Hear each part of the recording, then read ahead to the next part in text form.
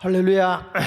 오늘은 우리 마을 식구들이 몇 개 마을이 야외를 갔다고 그러네요. 일부 예배 드리고 오신 여러분들 은혜 많이 받으시기 바랍니다. 자, 옆에 분 오고 인사하겠습니다. 잘 오셨습니다. 은혜 받으십시오. 주님의 은혜가 여러분들과 함께 하시기를 축복합니다.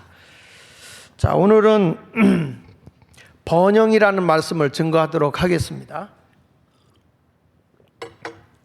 번영이라고 하는 뜻은 번성하고 발전하여 영화롭게 됨이라는 뜻을 사전적으로 풀이되어 있습니다. 우리가 번성하고 또 발전해서 영광이 되는 것. 여러분의 가정도 이게 자꾸 가정이 번영이 되고 번성이 되고 발전하고 그러면 사람이 영광이 되는 거예요. 어떤 사람은 가면서 자꾸 모든 일이 이렇게 쇠퇴하고 오그라지는 사람이 있어요.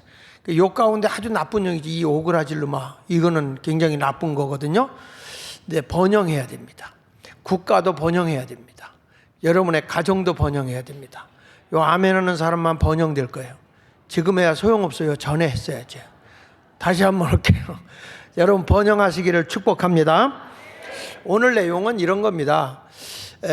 이스라엘의 초대 왕 사울 왕이 세상을 떠나고 새로운 왕이 된 다윗이 헤브론에서 7년 6개월 동안 통치하고 있다가 수도를 예루살렘으로 옮기게 됩니다.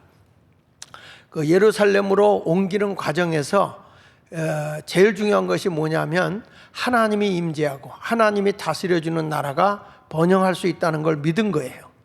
그래서 이 다윗이라는 사람은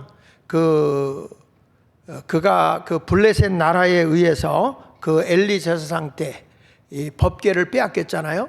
당시에 이 하나님의 법궤에는 그 아론의 쌍난 지팡이와 또 만나 항아리 그리고 십계명이 들어있는 그 안에 들어있는데 그 법궤 위에는 천사로 이렇게 모양을 하고 있는데 그 법궤 속에는 늘 하나님이 영으로 임재하셨어요. 그래서 이 법궤를 메고 싸움터에 나가면 전쟁에서 승리하고 법궤를 모신 것은 굉장히 풍요로운 삶을 누리고 살았단 말이죠. 그런데 블레셋 나라가 이스라엘 나라를 쳐들어와서 괴롭히고 있을 때에 그 엘리 제사장의 두 아들 홈리와 비느하스가 하나님의 법궤를 메고 가서 전쟁터에 나갔다가 전쟁에서 패하고 그리고 이 두 아들이 죽습니다. 그 소리를 들은 아버지인 엘리 제사장은 의자에 앉았다가 충격을 받고 쓰러지면서 목뼈가 부러져 죽어요. 근데 이 홈리와 비느하스가 어떤 사람입니까? 하나님의 이 제단에 예배드리러 오는 사람들에게 폭행을 하고 그리고 재물을 가로채고 도둑질을 하고 빼앗고 이런 강도질을 해요. 이런 타락된 사람들이 하나님의 법궤를 메고 가는데 하나님이 역사할 리가 없죠. 그래서 이제 이런 법궤를 빼앗겨서 이 블레셋 나라가 법궤를 가져다가 자기네 신당인 다곤 신당에다가 모셨어요. 갖다 놨어요. 아침에 나가보니까 다곤 신당에 큰 신들이 다 넘어져 있어가지고 목뼈가 부러져 있고 팔이 다 부러져 있는 거예요. 그리고 이 법궤가 있는 지역마다 온역이 일어나고 독정이 막 생기기 시작하면서 사람이 죽어가는 거예요. 그래서 이 하나님의 법궤가 무서워하는 거예요. 그래서 서로들 안 모시려고 하죠. 그러다가 아비나답의 집에 이 법궤를 모시게 되는데 70년 동안 모실 때 어떤 일도 일어나지 않아요. 이제 그런 가정에서 이스라엘 나라는 사울 왕이 통치를 하고 사울 왕이 그 나라를 통치하고 있는 동안에 영적으로 하나님과의 관계가 제대로 맺어지지 않은 사울 왕은 어떤 생활을 하냐면 그저 자기중심적인 삶을 살아가는 거예요. 정치적으로 모든 걸 이끌다 보니까 하나님의 법궤를 찾잖아요. 오히려 다윗을 지지하고 다윗을 도와줬던 제사장 85명을 하나님의 제사장 85명을 사울 왕이 죽이기까지 했죠. 그러다가 사울 왕이 정치가 끝나고 그가 세상을 뜨고 난 뒤에 전쟁터에 나갔다 칼 맞아 죽고 난 뒤에 새로운 제2대 왕이 등장한 게 다윗 왕이란 말이에요. 다윗 왕이 7년 6개월 동안 헤브론에서 나라를 다스리다가 수도를 예루살렘으로 옮기는데 물론 다윗이 수도인 예루살렘에서 33년을 통치하니까 전체적으로 40년 6개월을 통치한 사람이 다윗이에요. 근데 다윗은 제일 먼저 이 법궤를 옮기는 과정에서 야, 내가 이 법궤를 잘 모셔야 되겠다. 이것은 하나님과의 관계를 회복하겠다는 거예요. 영적인 관계를 회복하겠다는 것이죠.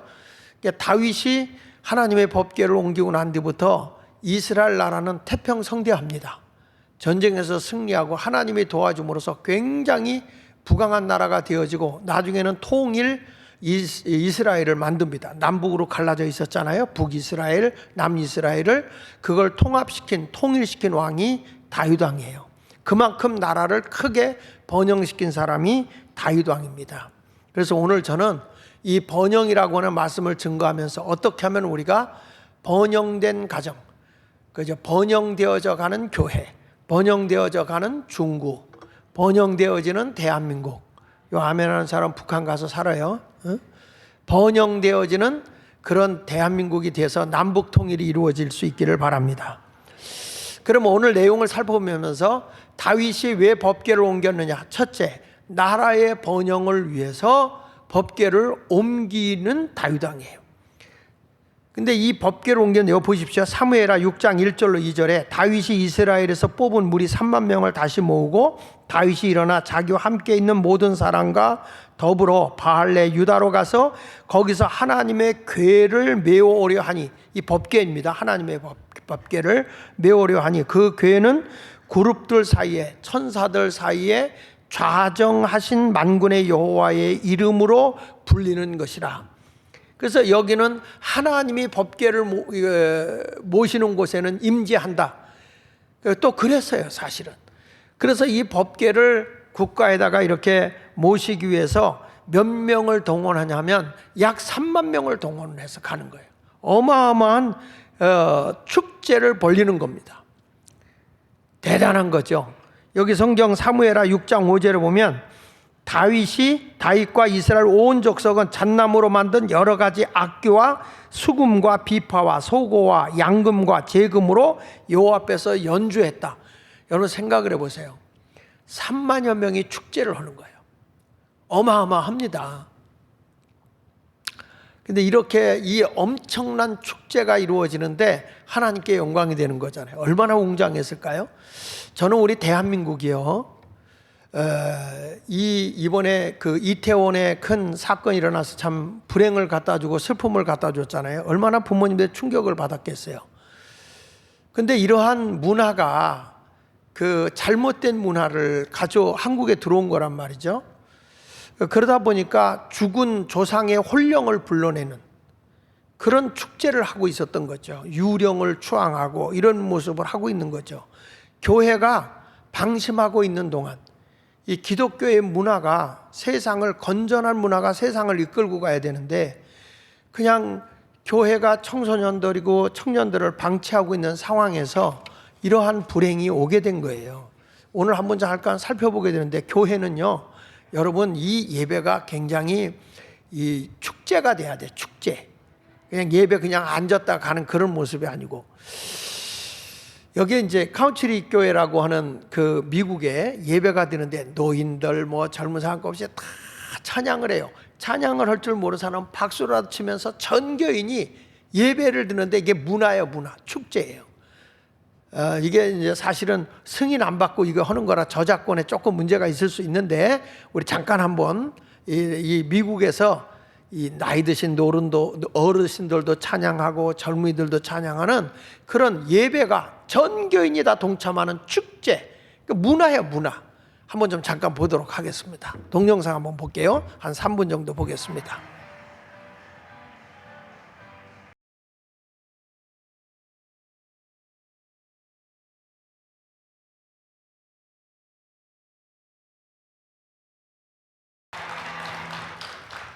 거기까지만 보겠습니다.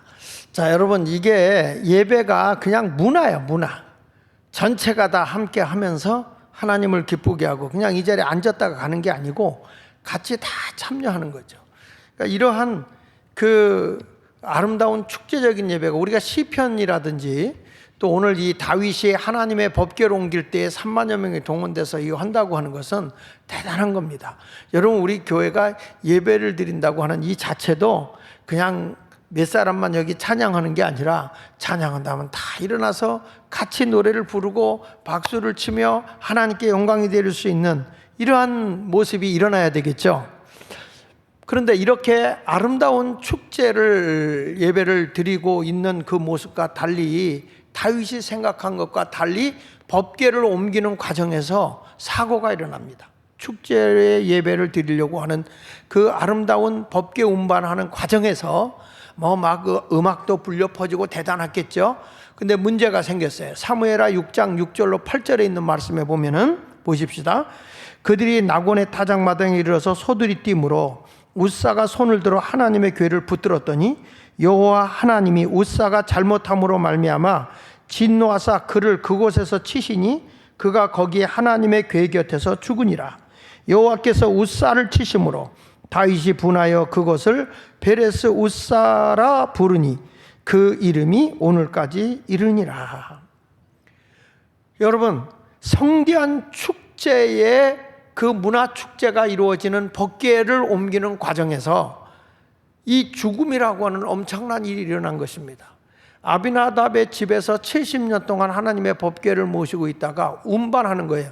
지금 예루살렘으로 가는 도중에서 갑자기 이 하나님의 법궤를 싣고 가는 수레에 소가 끌고 가는데 이 소들이 갑자기 들고 뛰는 겁니다.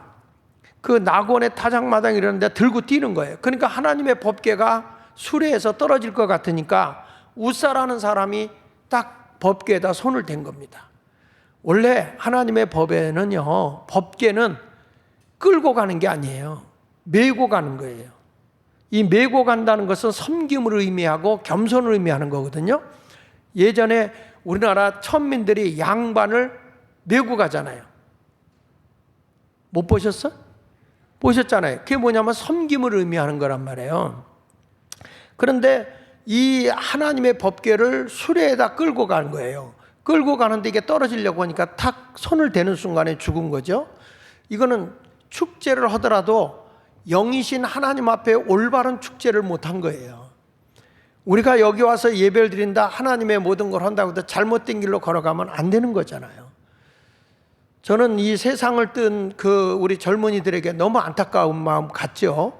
그렇지만 그 축제 자체가 교회가 건전한 축제로 저들을 이끌었어야 되는데 이것을 잘 이끌지 못하고 또 어떠한 그 안에 모든 것이 있는지는 우리가 알 수 없지만은 참 불행한 일을 만나게 됐을 때 목사로서 굉장히 저는 참 마음이 아팠어요. 내가 한국교회 목회자들을 깨우는 소그룹 공동체 세미나도 많이 하고 전국을 돌아다니며 부흥회를 인도하는 목사로서 이 한국의 이 기독교의 문화가 결국에 저렇게 어둠의 문화로 세상이 전락되어 가고 있는 그 모습을 보면서 교회가 뭘 한 것인가. 우리끼리 모여서 예배드렸지만은 세상은 점점 잘못된 길로 가고 있는 것을 보면서 참 안타까운 마음 금할 길이 없습니다. 또 그러한 선한 길로 교회가 문화사역을 빗되게 인도하지 못한 것에 대해서 목사로서 자복하고 회개하는 마음 간절합니다. 여러분, 그래서 여기서 보면 베레라는 뜻은 하나님이 치시다는 거예요. 베레스 웃사라는 말은 하나님이 찢으셨다, 하나님이 치셨다 이런 뜻이에요. 우리나라가 정말로 번영하는 나라가 되려고 하면 하나님의 뜻대로 살아야 되는데 이 베레스 웃사라고 하는 이 웃사라는 사람이 왜 죽었습니까? 법궤는 하나님의 말씀을 지키지 않은 거예요. 손으로 만져서는 안 돼요. 그런데 손으로 만진 것이 하나님의 말씀을 어긴 거죠. 민수기 4장 17절로 20절에 보면 여호와께서 모세와 아론에게 말씀하여 이르시되 너희는 고핫 족속의 지파를 레위인 중에서 끊어지게 하지 말지니 그들이 지성물에 접근할 때 거룩한 하나님을 문건에 접근할 때는 그들의 생명을 보존하고 죽지 않게 하기 위하여 이같이 하라. 그게 뭡니까? 아론과 그의 아들들이 들어가서 각 사람에게 그가 할 일과 그가 맬 것을 주의하게 할지니라. 끌고 가는 게 아니에요. 메고 가는 거예요. 그러면서 그들은 잠시라도 들어가서 성소를 보지 말라. 그들이 죽으리라. 지나치게 하나님의 성물, 하나님이 임재하는 곳에 가까이 하지 말라는 거예요. 거룩함을 지키라는 거거든요. 그런데 하나님의 거룩성이 없이 그냥 끌고 가는 거예요. 요즘에 우리 신앙생활 하는 것도 보면 자기 기분대로 신앙을 막 끌고 가요. 하나님을 섬기고 하나님을 기쁘게 하는 것이 아니라 그냥 자기 입맛대로 자기 기분대로 신앙생활을 하는 거죠. 이런 것이 불행한 것이에요. 우리나라가 경제가 부흥됐다, 우리나라가 조금 먹고 살만하다, 그러는 사이에 제일 중요한 것이 문화거든요. 여러분, 문화가 병들면 그 나라 자체가 병든 거예요. 지금 우리나라에 지금 동성애법을 반대하고 있고 차별금지법을 우리가 반대하는 것도 사회가 병들어가고 있기 때문에 그런 거예요. 여러분, 이 이태원에 일어난 이 할로윈데이가 이게 굉장히 이게 사실은 우리의 영혼을 좀먹는 거거든요. 이런 사건들이 일어났을 때 우리는 정신을 바싹 차려야 돼요. 하나님을 더욱 잘 섬겨야 되고 하나님께 기쁨이 되는 삶을 살아야 될 줄 믿습니다. 다윗은요, 이 법궤를 처음에 이렇게 축제하면서 끌고 가려고 할 때는 자기 인기도 올라가고 많은 사람 지지를 받을 수 있는 정치적 의미만 부여했어요. 그런데 하나님의 말씀에 의해서 이 법궤를 운반해야 되겠다는 생각을 미처 못했던 것이죠. 그러다 보니까 여리고성 하나님의 법궤를 옮기다가 불행하게 죽음이 오게 된 것입니다. 여러분, 우리는 하나님의 말씀이 기준이 돼야 돼요. 하나님은 영이시기 때문에 예배하는 자가 영과 진리로 예배하라고 요한복음 4장 24절에 말하고 있거든요. 내가 하나님의 영과 인간의 영과 하나님의 영이 교통해야 될 뿐만 아니라 뭐로? 진리, 하나님의 말씀에 따라서 우리가 예배를 해야 되는 거예요. 자기 기분과 감정으로 가는 것은 아니라 이거예요. 하나님은 외모 안 봅니다. 중심을 보시지. 사무엘상 16장 7절에 보면 여호와께서 사무엘에게 있을 때 그의 용모와 키를 보지 말라. 외적인 것, 화려한 것, 그거 보지 마라. 내가 이미 그를 버렸노라. 내가 보는 것은 사람과 같지 아니 사람은 외모를 보거니와 나 여호와는 중심을 본다는 거예요. 여러분, 우리 대한민국이 이렇게 되기까지는 분명히 기독교의 정신 안에서 대한민국이 세워진 거예요. 그런데 이제는 먹고 살만하니까 우리 젊은이들의 잘못된 사상이 우리를 지배해버린 거예요. 제가 이번 주간에 창원에 집회를 갔어요. 창원에 집회를 갔는데 10월 31일 날 창원에 인공기가 시청 앞 광장에 나부끼는 거예요. 이거 보십시오. 거제시에, 왼쪽에 있는 건 거제시에 붙은 거예요. 같은 날. 그리고 오른쪽에 있는 건 창원에 붙어 있는 거예요. 여러분, 이렇게 인공기가 나붙고 있는 이 나라가 지금 정상입니까? 김일성의 주체 사상을 따라가고 있다는 게 이게 대한민국이에요. 먹고 살만하니까 이렇게 병이 들어요. 여러분, 이뿐만이 아니라 언제부터 2019년도부터 보면 그 다음 걸 보십시오. 이게 부산 광학리에서 일어난 거예요. 저들이 김정일을 갖다가 저기 하면서 추앙하면서 저들이 퍼포먼스 하고 있는 거예요. 오른쪽에 있는 거는 홍대 앞에서 여러분 김일성 카페입니다. 카페. 김일성, 김정일 사진 붙어 있고 인공기가 딱 붙어 있지 않습니까? 지금 우리도 모르는 사이에 이런 것들이 다 우리 구석구석에 지금 붙어 들어가고 있는 거예요. 그래서 우리 교회가 뭐냐? 제일 먼저 여러분들이 정신 안 차리면 제일 먼저 누구부터 여러분들이 공산주의 되면 잡아 죽일 줄 알아요? 예수 믿는 여러분들이야. 그래서 우리가 뭐 하자는 겁니까? 교회가 정신 바싹 차리고 세상을 변화시켜야죠. 세상을 섬기는 자가 돼야죠. 세상을 나누는 자가 돼야 된다고요. 이 주사파, 다시 말하면 좌파, 좌익세 사상이 뭔지 아십니까? 국가가 다 해주겠다는 거예요. 쉽게 말하면 공짜로 부자 만들어 줄 줄 알고 있다니까요. 이런 망상에 빠져서는 안 되는 거예요. 우리나라의 건국이 시작이 됐을 때 이승만 대통령이 이 공산주의와 싸워서 자유민주주의를 만들 때 제일 먼저 한 것이 뭔지 아십니까? 사람들이 공짜로 부자 될 줄 알아요. 지금도 여러분 뭘 할 얘기하냐면 개인의 부자가 가지고 있는 거 그거 다 뺏어서 골고루 나눠서 부자 만들어 주겠다는 게 이게 문재인 정부 때 했던 거예요, 여러분. 그리고 모든 것은 다 국가가 해줄 거라고 착각하는 거예요. 이게 유아적 세계관 아닙니까? 모든 것은 국가가 책임져 준다. 오늘 여기 구청장님 오셨지만 전에 전에 있었던 사람이 어린이집부터 다 알아서 특성화 있게 교육을 시키면 좋은데 전부 다 나라가 한다고 구청에서 다 가져갔어요. 그리고 지금 그 관리를 어디서 합니까? 이 교육을 전문하는 자들이 해야 되는데 시설관리공단에서 한다고요. 이게 얼마나 웃기는 얘기냐고.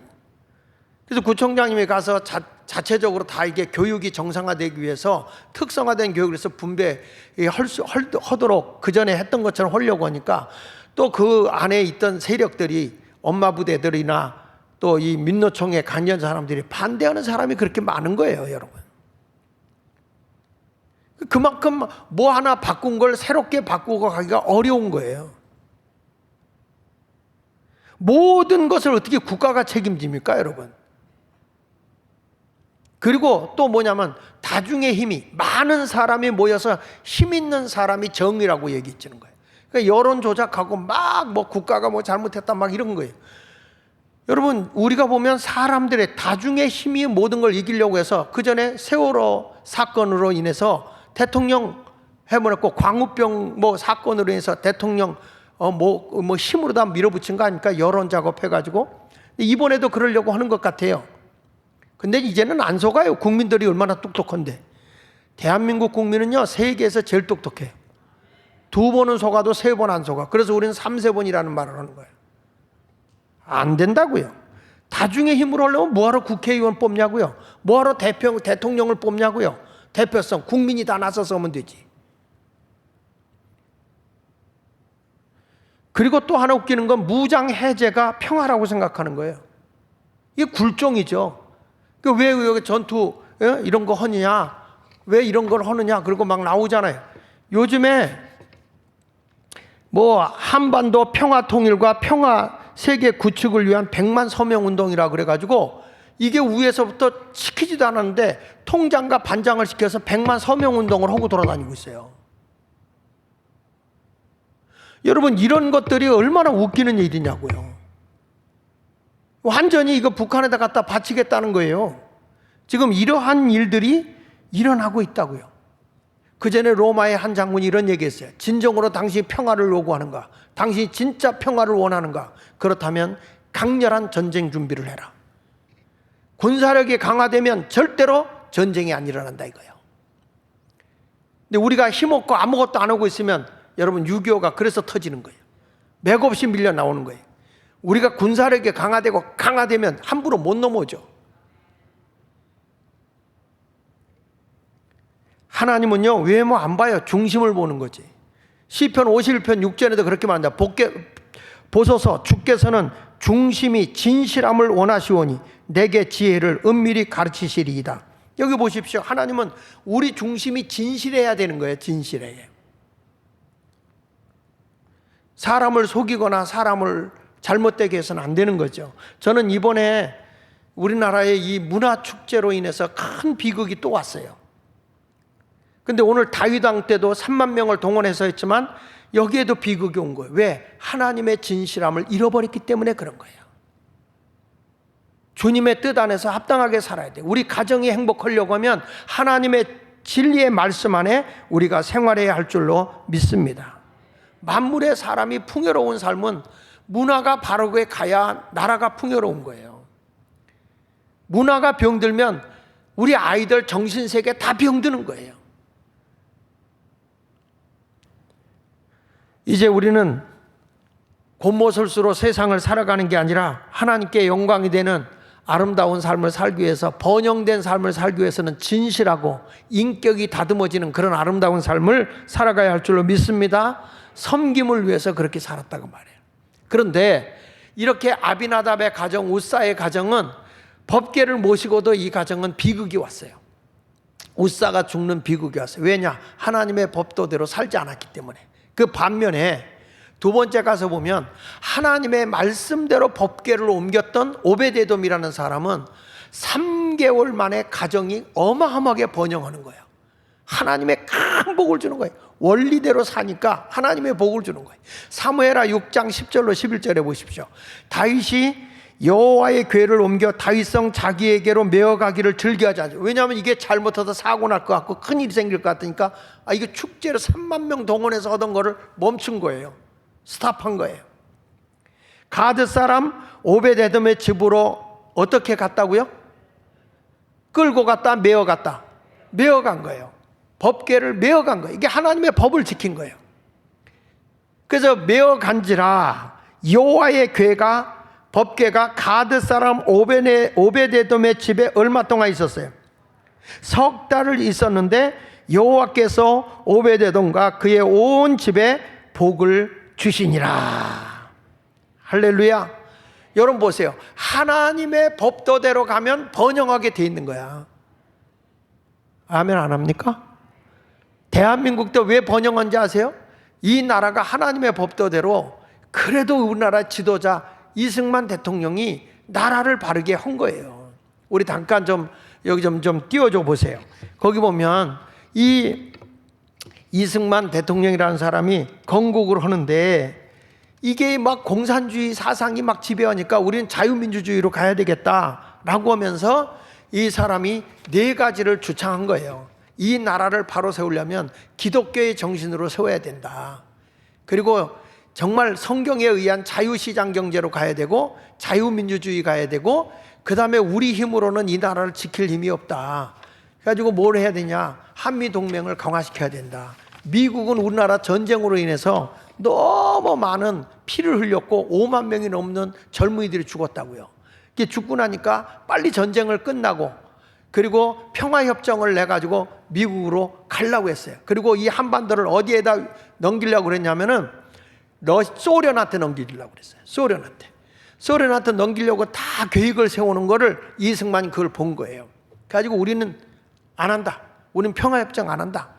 계속 그냥 싸워가면서 우리는 그냥 지금이라도 전쟁할 거다. 우리 힘으로는 도저히 이길 수가 없거든요. 그래도 이승만 대통령이 워낙 이 사람이 미래를 알아보고 움직이기 시작한 거죠. 근데 이분이 여러분 알다시피 제일 먼저 예수님을 만나고 나서 우리나라에 뭐를 고쳐야만 되겠느냐 했을 때에, 이분이 보면은 우리나라의 양반들이 땅을 너무 많이 갖고 있는 거예요, 지주들이. 그래서 농지개혁을 해야 되겠다라고 생각을 한 거예요, 이 사람이. 그래서 농지개혁을 어떻게 할까 하다가, 이게 땅값을 지불해야 될 거 아닙니까? 북한은 땅을 뺏어서 가지고 소작권을 농민들에게 주려고 했던 거예요. 그런데 이승만 대통령은 어떻게 했는지 아십니까? 이거를 다 산 거야. 소작권을 다 사는데 이 사람이 이런 얘기를 합니다. 나는 이거를 150%를 주고서 농지를 다 팔아라. 그 지주를 많이 가지고 있었죠. 여기 한번 그 사진을 보면 위에가 그 천민들이 살고 있던 집이에요. 밑에는 천만 석권, 만만 석권이 사는 거고요. 집 자체가 달라요. 이 농민들은, 이 소장인들은 1년에 얼마를 받고 먹고 사냐면 4가마, 쌀 4가마를 먹고 1년을 사는 거야. 그러니까 얼마나 가난. 그래서 옛날부터 아무거나 주워 먹어서 어디가 찢어지게 가난했다? 똥구멍이 찢어지게 가난했다. 뭐 나오려면 막 아무거나 먹었으니까. 근데 이 사람들은 천석군, 만석군이잖아요. 어마어마하게 사는 거예요. 그때 이승만 대통령이 이런 얘기 하는 거예요. 1000분의 1이 양반인데 1000분의 999가 1%를 위해서 살고 있다는 거야. 그러니까 이거 이렇게 해가지고 되냐, 이걸 바꿔야 된다. 가지고 이분이 헌법을 만들어서 땅을 사게 한 거예요. 3년 동안 50%씩 농사져서 주어라. 그럼 150%의 네 것이 된다. 자가 땅이 되는 거예요. 자기 농토가. 이거를 하는데 돈이 어디 있어요? 그 50%를 국가에다 내면 국가에서 그 뭘 주냐면 자가 증권을 주는 거예요. 자가 증권을 국가에서 그 농지를 가진 사람에게 줍니다. 이때에 참 대단한 게 이승만 대통령이 뭘 했냐면은 그 일본이 항복하고 나가면서 기업들 한국에 있는 걸 국가가 운영하고 있어요. 국유화 시켜져 있었단 말이야. 이때 농토를 판 사람들이 이 국유화된 기업들을 증권으로 살 수 있게 해준 거예요. 그러니까 쉽게 말하면 토지 자본으로, 산업 자본으로 돈이 들어오게 했던 거예요. 이걸 완벽하게 성공하지 못했어. 왜냐하면 잘 나가다가 6.25가 터져가지고. 그렇지만 이때에 민간인에게 기업을 넘겨줘가지고 그때 이루어진 기업이 회장인 김현수 삼양사, 그 다음에 두산 박두영 회장, 그 다음에 선경 최정건, 그리고 한국화학 김종희, 이런 사람들이 기업을 갖게 된 거예요. 그러니까 여러분, 농지를 강제로 뺏은 게 아니라 우리는 산 거예요. 산 거예요. 그리고 사서 개인 농부들에게 자기 땅을 주게 한 거예요. 6.25가 터지면 농민들이 이 농지법 개혁하면 김일성 만세하고 환영해 줄 줄 알고 혁명이 일어날 줄 알았거든. 그런데 6.25 터지기 2달 전에 이 농지개혁법을 완전히 이승만이 만들어 놓은 거예요. 그러니까 농민들이 자기를 지지하지 않아서 나만이 여러분 공산화가 안 된 거예요. 이게 하나님의 역사입니다. 하나님의 도우심이고요. 이런 어마어마한 일을 해내죠. 그러니까 이렇게 큰 일을 해낸 사람이 누구냐? 이승만 대통령. 지도자 한 사람이 바르게 백성을 섬기니까 천민과 양반과 쌍놈의 차이를, 신분제들을 없애버리고 이런 일들을 했던 사람이 대단하죠. 그 다음 장을 넘겨서 주시면, 다음번에 보면 여러분 여기 처음에 토지 개혁하기 전에 밑에 보면 이 15%의 부자들이 땅을 다 차지하고 있었어요. 근데 토지 개혁하고 난 다음에 농민들이 92.4%를 자기 땅을 갖게 된 거예요. 이러니까 사람이 잘 살 수밖에 없잖아요. 아멘 안 하네 이 동네들. 그러니까 이승만 대통령이 토지개혁법을 한 거고, 지금 헌법에도 보면 오른쪽에 보면 거기 밑에 나오잖아요. 이게 이제 뭐냐면 우리나라 헌법이 있죠. 경자유전의 원칙. 그래서 농사 짓는 사람이 농토는 갖는다. 여러분 이렇게 해서 딱 지금도 우리나라 헌법에 이게 딱 박혀 있어요. 그래서 여러분들이 농지를 지금 마음대로 도시에 살면서 살 수 있어 없어? 못 사는 거예요. 농지는 못 사는 거예요. 이게 헌법에 딱, 이걸 없애려고 했던 게 노무현 정부 때 이걸 없애려고 했거든. 없애려고 했는데 그게 안 된 거죠. 그러니까 대한민국은 하나님이 지켜주는 걸 감사해야 돼. 할렐루야.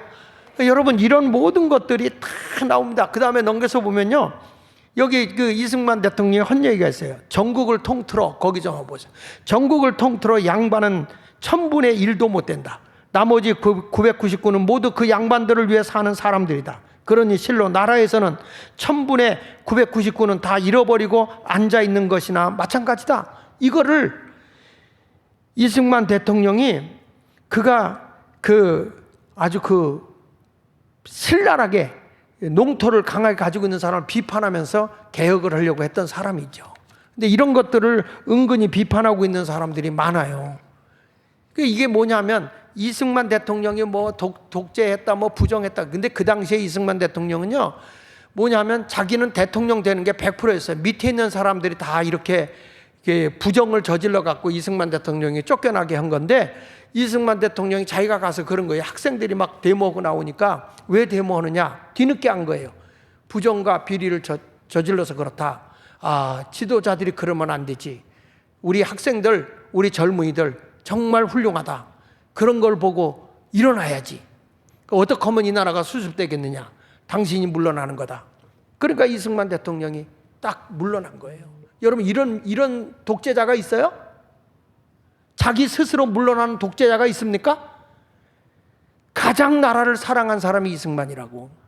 우리는 초창기 때 대한민국 세울 때 여러분 어떤 사람이냐? 지도자를 잘 만난 거야. 근데 이분이 가장 중요시 여긴 게 뭐냐면 이런 얘기를 했어요.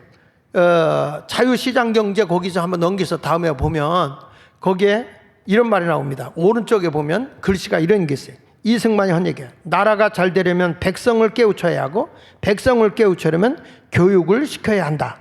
그럼 무엇으로 교육시키느냐? 이미 나라가 병들고 양반 체질이 되어 있는데, 그것은 기독교 교육을 통해 국민들이 각성해야 독립민주공화국을 수립할 수 있다. 이렇게 주장한 거예요. 그러니까 우리나라가 여러분 기독교의 정신으로 세워진 나라라 이거야. 그걸 기독교 입국론이라고 하는 거예요. 제가 시간이 없어서 다 여러분들에게 그거 못하지만, 나중에 보면 말이죠. 그 한 장 더 넘겨서 거기 좀 봐주실래요? 거기 보면 밑에 이런 얘기가 나와요.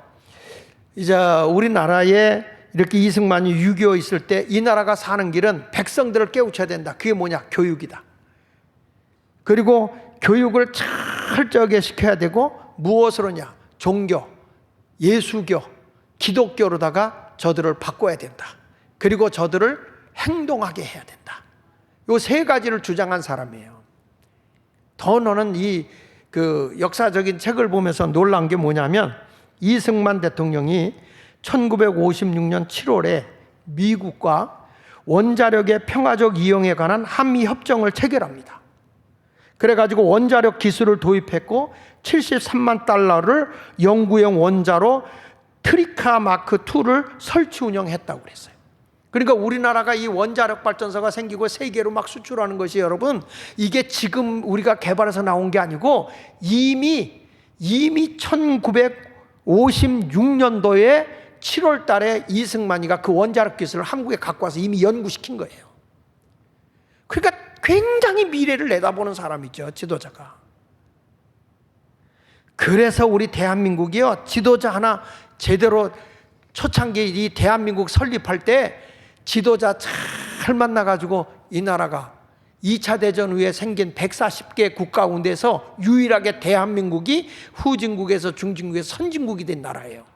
경제 10대국이 된 나라고 남북이 통일되면 여러분 세계 경제 G2의 나라가 된다는 거예요. 이렇게 엄청난 기초를 쌓은 게 대한민국이라고. 기반이 제대로 됐다고. 그런데 이렇게 세운 나라를 인공기가 휘날리게 하면 되겠습니까? 김일성이 사상을 따르면 됩니까? 여러분 대한민국이 좋아요? 조선인민주주의가 좋아요? 여기 이상한 사람들 있네. 그러니까 우리가 정신 차려야 되는 거예요. 지금 여러분 우리가 하나님 앞에 올바른 축제에서 이 나라가 번영되려고 하면 하나님의 말씀 위에 세워져야 되는 것이죠. 역대상 13장 13절로 14절에도 보면 다윗이 궤를 옮겨 자기가 있는 다윗성으로 메어드리지 못하고 그 대신 가드 사람 오벤의 집으로 메어가니라. 다윗은 겁이 나서 못 메우셨어. 정치적으로 인기 좀 얻으려고 다 사람 죽는 거 보고 겁나서 못한 거예요. 그런데 오베데돔이 자기 집에 모셨어. 하나님의 궤가 오베데돔의 집에서 그의 가족과 함께 석 달 있으니라. 여호와께서 오베데돔의 집과 그의 모든 소유에 복을 내리셨더라. 여러분 하나님을 잘 섬기면요 나라도 복을 받는 거고 가정도 복 받는 거고 자손도 복을 받는 거야. 이것이 우리가 신앙생활을 바르게 해야 할 근본인 줄로 믿으시기 바랍니다. 나중에요 그 자손들이 다 능력자야. 성경에 보면 얼마나 하나님이 복을 줬는지 역대상 26절 4절로 8절에 보면은 오베데돔의 아들들은요 쭉 내려와서 보면 하나님이 오베데돔에게 복을 주셨습니다 이렇게 해요. 그 다음에 6절 이하에 가서 보면 뭐 두 아들을 낳은 뭐 쭉 나오다가 밑에 이런 말이 나와요. 엘리사벳의 형제 엘리후와 스마야가는 능력 있는 자니 이렇게 나오고 그 다음에 이는 다 오베데돔의 뭐라고 그랬어요? 자손이라. 그들과 그의 아들들과 그의 형제들은 다 뭐라고 그랬죠? 능력이 있어 그 직무를 잘하는 자이니 오베데돔에게서 난 자가 62명이더라. 오베데돔의 그 후손의 62명이 다 능력자야. 다 능력자. 하나님이 이렇게 번영하는 복을 준 거예요. 우리가 하나님의 진리의 법도대로 살아가게 되면 망할래도 망할 수가 없는 거예요. 우리가 번성하고 발전하고 영광이 되는 거예요. 지금 우리 대한민국이 세계 어디 나가잖아요. 제가 1981년도에 미국 갈 때만 해도요 대사관에 가서 비자 하나 받으려면 말입니다 몇 시간을 쪼그리고 앉아서 의자도 안 줘. 햇빛에 있어가 쭉 줄 서서 들어가고 거의 그때 80-90%가 다 떨어졌어요. 근데 지금은 전자로 그냥 여기서 신청해 놓으면 그냥 떨어져요. 그만큼 한국이 인정받은 거예요. 82년도에 가서 미국에 가면 한국에서 만든 물건들은 저 푹푹 먼지가 쌓여 있었어요. 싸구려. 싸구려들 한국 제품이었어요. 지금 가잖아? 비싼 건 다 한국 거예요. 여기 이상한 분들만 있어요. 여기 다 북한 갈래요? 한국이 이렇게 지금 영광을 받고 있다니까요. 높임을 받고 있는 거야. 그게 왜 그럴까요? 하나님의 뜻대로 진리 안에 살면 이렇게 달라지는 거예요. 그런데 말이야, 인권국가였던 이 나라가 그냥 완전히 문재인 때 인권국가 말살돼 버리고 얼마나 비참하게 된 거예요. 우리는 그것도 모르고 많이 동네마다 마을마다 내가 지금 사상적으로 이상하게 바뀌었다고 얘기해도 아무도 안 믿잖아요. 근데 지금 인공기 달리는 거 보니까 기가 차지 않아요, 여러분? 북한은 나라도 아니에요. 근데 저들이 뭘 주장하는지 아십니까? 한국과 북한하고 수교라고 데모하고 있어요. 수교가 안 됩니다. 유엔에서 인정받은 건 대한민국밖에 없어요. 북한은 인정도 안 돼. 저건 나라도 아니야. 대한민국에 사는 걸, 복받게 사는 걸 감사하시기 바랍니다. 할렐루야. 우리가 이제부터 하나님의 말씀을 따라서 바르게 생활해서 온전히 번영하는 삶을 살아가길 바랍니다. 보세요. 요셉 하나가 바로 서니까 애굽이라는 나라를 다 먹여 살리는 거예요. 그리고 자기 가족을 고센 땅으로 이주시켜서 다 번영하게 만들잖아요. 한 사람이 바로 서면요, 번영이 되는 거예요. 우리 중구도 구청장님이 바로 서서 가잖아? 중구가 뒤집어지는 거지. 달라지는 거지. 그 구청장님 있을 때 우리 중구가 엄청나게 발전하고 문화도 발전하고 모든 게 다 달라졌어. 교육도 달라졌어. 막 이런 일들이 일어나야 되는 거 아니에요? 근데 우리 교회는 언제부터 우리가 소그룹 공동체하고 한국교회를 깨우고 우리가 문화 콘텐츠를 하자, 다 하자고 하는데 우리 교회가 이제 여기가 그런 그 음악도 본거지가 되고 이런 일이 일어나야 되잖아요. 아니 여기서 노래 잘하는, 내가 요즘에도 그 노래를 들어. 우리 김기태 이 양반이 가수가 돼가지고 얼마나 지금 많이 팔려다니는데 이게 너무 바빠서 교회를 안 오네? 이게 문화를 가지고 하나님의 뜻대로 하는데 JTBC에서 자기 마음대로 움직이질 못하게 아주 가둬놨다는 거예요. 빨리 거기서 벗어나갖고 신앙부터 바로 지켜라. 내가 그 얘기를 하죠. 하나님 중심으로 살아야지. 그래야 우리가 사는 거예요. 지도자 하나 바로 만나는 게 얼마나 중요한지 아십니까? 늦지 않았어요. 나중된 자가 먼저 되고 먼저 된 자가 나중될 수 있으니까 오래된 사람만 잘 되는 게 아니에요. 하나님의 진리의 말씀으로 바로 설면 하나님이 늦게 믿어도 잘 되게 하는 거야. 누가복음 13장 30절에 말하잖아요. 보라, 나중된 자로서 뭐라 그랬죠? 먼저 될 자도 있고 먼저 된 자로서 나중될 자도 있다는 거야. 그래서 하나님의 말씀 앞에서는 선후배가 없더라고. 바르게 하나님 앞에 서면 하나님이 세워주는 거죠. 이런 아름다운 신앙의 삶을 살아갈 수 있는 여러분이 되시기를 원하면 아멘 합시다. 하나님의 말씀대로 순종하는 여러분 되시길 바랍니다. 여기 보십시오. 시편 122편 9절에 보면 여호와 우리 하나님의 집을 위하여 내가 너를 위하여 복을 구하리로다. 우리가 하나님의 뜻대로 살면 오벳 에돔의 집에 3개월을 모셨는데 번영한 것처럼 여러분 때문에 교회가 살고 가정이 살고 자녀가 잘 되고 지역이 변화되고 나라가 변화되는 그 일을 우리는 이루어야 할 줄로 믿습니다. 그래서 오늘 말씀을 잘 들으면서 하나님, 나도 이제 영적 존재로서 하나님의 진리의 말씀대로 살아가겠습니다. 우리가 문화를 하든지 사업을 하든지 어디 가더라도 이게 하나님이 기뻐하는 일이 아니면 딱 거절하십시오. 하나님의 진리대로 살아가십시오. 그러면 여러분들의 삶이 번영하게 될 줄로 분명히 믿습니다. 그럼 우리 교인들 교회 안에서만 놀아야 돼? 세상에 가서 섬김의 사역을 해야 돼요? 지난번에 여러분들이 사과와 배, 감을 갖고 왔는데 이거를 다 나눴어요. 근데 오늘 아침에 보니까 카톡으로 이렇게 우리 장로님이 오셔갖고 이렇게 동사무소 줬더니 지역의 어르신들 이렇게 섬겼습니다. 그리고 또 노숙인 센터에 계신 우현식 목사님한테 나한테 전화가 와가지고 목사님 또 귀한 과일을 보내주셔서 노숙인들이 너무 행복했습니다. 이렇게 나눔으로써 인간이 행복해지는 거야. 그러니까 우리가 물건만 주지 말고 이제부터는 다 우리 교인들이 통장 노릇도 하고 반장 노릇도 하고 섬기러 가란 말이야. 섬기러. 아멘. 영 현찮네. 하늘의 미랄이 땅에 떨어져 썩지 않으면 어떻게 새 생명이 나오고 열매가 맺습니까? 성도들의 희생과 헌신이 없이 어떻게 하나님 나라가 이 땅에 세워지겠냐 이 말이야. 오늘 우리 장로님이 그러더라고. 아, 목사님 허라는 데를 가서 해봤더니 쉽지 않아요. 너무 바빠요. 뭐 회의도 많고 오라는 것도 많고 바빠요. 그러니까 바쁘지. 그러나 당신이 이끌고 가라. 거룩한 삶으로. 이게 중요한 거예요. 우리 그리스도인들이 세상 바꿉시다. 예수 말께 성도 그렇게 살아갑시다. 할렐루야. 하나님의 말씀대로 살아가면 여러분들이 다 번영하는 복을 받게 될 줄로 믿습니다. 기도하겠습니다.